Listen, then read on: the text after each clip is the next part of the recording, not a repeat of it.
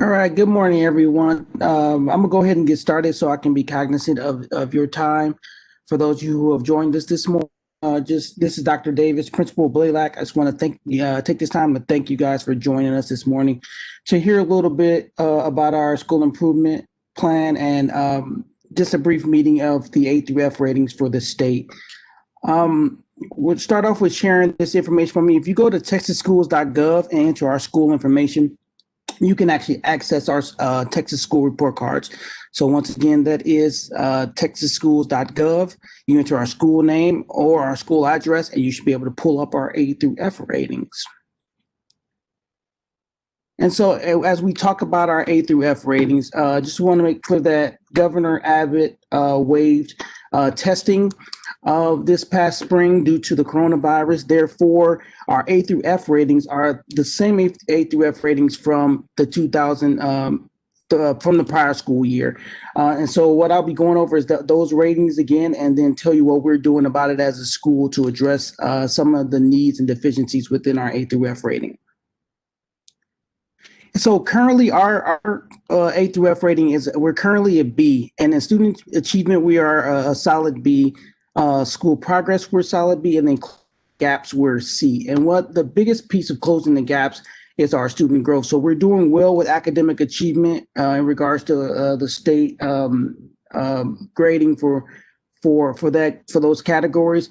But we do have some areas where we can do better as far as student growth in specifically the areas of math and with some of our subpopulations. So currently we are a B, and I'll share further in this document how we're going to get our school to an A. We definitely see a very direct path to getting our school campus rating up to an A, and that will be shared a little shortly. So once again, our student achievement is a B, school progress is a B, and at the closing the gaps, which is a lot of that is focused on academic growth, is at a C currently. And what they base that on is a 3-year track record of student growth. And so within a 3-year span of the ratings, they check to make sure that we are showing adequate student growth each year. And so we have some work we can do in that area. And so, being that our grade is being that we did get a C in that closing the gap, we did become an ESF school where we had to complete a targeted improvement plan. And we went through the effective schools framework. And what we did was we built a vision for the school and made informed decisions around data and plans for growing as a school. We then did a school needs assessment to see exactly where we need to focus our energy and identify trends in specific grade levels and subject areas where we can have the growth that we sought. And then we got a team together of stakeholders last year prior to the pandemic to prioritize gaps in our system practice and develop areas of improvement for our school. So we created a targeted improvement plan. Last year was focused around math growth. And we just started a process of implementing both our goals for math growth as well as developing the mission, vision, and values for our school. And now we're at the monitoring and implementation and monitoring phase. COVID threw a little wrinkle in our plans. We were full steam ahead before that with implementation and monitoring. We were able to develop a mission, vision, and goals, which was shared with all stakeholders at the beginning of the school year. And that was what came out of that meeting as well. And once COVID happened, we had to, of course, push pause on a lot of our implementation. But now we're back in the saddle, and we're going to start implementing a lot of those changes and monitoring our data to ensure that we meet that academic growth that the state is saying we should have.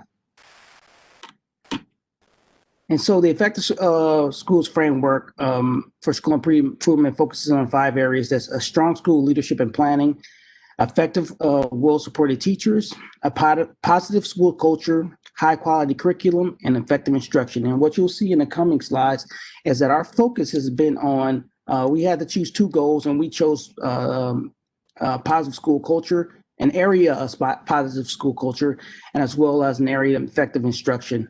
We thought that these were the areas where we can get the most bang for our buck as far as student growth, and we want to make sure our kids are still achieving academically as well. So we chose those two areas. And so our first focus area is the data-driven instruction. We're going to start using data to drive our processes and instructional practices throughout the school.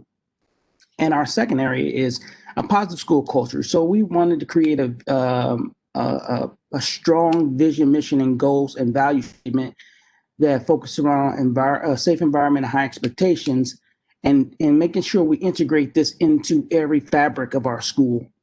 We wanted to make sure that any decisions we make, any directions we make will be based on the established vision, mission, and goals that stakeholders have signed off to, that Blalack is going to be directly focused on. So those are our two areas of 5.3 indicator of data-driven instruction, and 3.1 a compelling and aligned vision, mission, and goals and values focused on a safe environment and high expectations. So with effective instruction, our desired outcome for a data-driven instruction is to create an environment that embraces the use of data in decision-making processes, with 100% of teachers establishing methods for tracking student data, as well as 100% of students effectively tracking their data and growth. And so we are slowly growing in this area. I will say in the first part of this this lever, our teachers are doing a great job of monitoring student data and tracking student data and using that to drive their instruction. That is something our department managers have done a great job in ensuring that the teams are doing, and ensuring that they're making instructional decisions based on that data. And our next step is to make sure we will allow students to have the opportunity to own their own data and be able to make decisions and set goals based on this data. Currently, we are working with the district to create a avenue to where students can access their interim assessment scores and data from the platform that we have, which is called Aware. And from there, teachers can guide students in making growth goals based on that data. So this is the work on progress that we started last fall. And due to COVID, we had to slow down, but we're going to start picking up steam again here. And then 3.1, which is the development of our vision, mission, and goal statements, that we have already established those. So our desired outcome was to have an established mission, vision, and goals and values accepted by all stakeholders. That is the foundation to all policies, procedures, and actions of the school.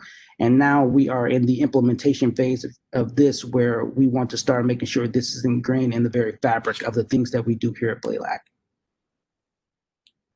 So currently, so here's our path to an A, being an A school in the state of Texas. Student achievement, we want to increase our domain one from an 85 to a 90, and we have established in our campus improvement plans, which you can view, as well as our targeted improvement plan, which is also for your view, that you can view on the district website, where we have identified specific subcategories where we're going to be able to increase our domain one from an 85 to a 90. And for school progress, we're going to increase our domain two, which school progress is domain two, and we're going to increase that from 89 to a 90. And for closing the gaps, we're going to increase domain three from an 85 to a 91. And we have already analyzed data and determined the focus areas, and we're going to start making those moves to start facilitating this growth. And so currently, we are 84 out of 100 as of 2019 school year, and our goal is to be at or above a 90 by the end of the school year. And I'll talk about data. There is after further research, the nation is expecting a 7% COVID slide as far as academic data. We are estimating somewhere around a 5% COVID slide, and that will be factored in. We have not heard from the state how this information will be factored in, but we are taking that into account as we make decisions moving forward. But we were going to keep our goal steady at a 90 out of 100 for the 2020-2021 school year. And this is just another document stating the cancellation of STAR tests by Governor Abbott, which caused us not to have a true A through F rating for this current school year. So what have we done so far in the first 90 days towards this process? So in a prioritized focus area one, we're going to begin reviewing PLC protocols and setting procedures and expectations about how our teachers' professional learning communities should be, the goals of those professional learning communities. So that will come shortly here as we begin to develop those processes. We began examining opportunities for students to observe and set goals based on their interim data. And we've already been doing a great job at using data to evaluate the effectiveness of resources and programs. So we've weeded down programs that have not been effective, and we are giving teachers the opportunity to receive or purchase resources that would be more effective towards the growth of our students. So we've been very flexible in that area, and we're using data to make sure these decisions are made. As far as the positive school culture focus area two, we started our hero program, which is connected to our current PBIS program, which is a positive reward system for our students to help build our culture. We talked with the CSC committee yesterday about increasing our community and parent engagement. We have some ideas on the horizons as far as getting more community partners in our students' lives and in our building, as well as developing opportunities for parent engagement. One specifically is a Canvas training specific to parents to help them understand how to navigate Canvas from the parent side, and that'll be coming process. But there's many more things we have coming, as well as if parents deem that they want this process, we can also bring back one of the trainings we had last year to help with parent connection with students. So any ideas that you have as parents and as faculty, you can share them with us, and we'll take those in considerations as we begin to plan on how we're going to engage parents. And we started a Blalack marketing team last year, which once again, by the pandemic, we had to press pause on. But we're going to build that team back up where we begin to show everyone in our community and in our area the great things that are happening at Blalack and market our mission, vision, and goals to the community. So we're working on that process. We want to be able to model that visually in every manner. We've talked about having social media advertisements, pictures, billboards. We've run through a lot of things to help market our school, and we're going to be really pushing that. So everybody knows that we have a jewel here in North Texas, and that we're excited about, and we want to share that greatness with the entire North Texas. And so that is all I have currently. If you have any questions, feel free to unmic and I will answer those as best as I can.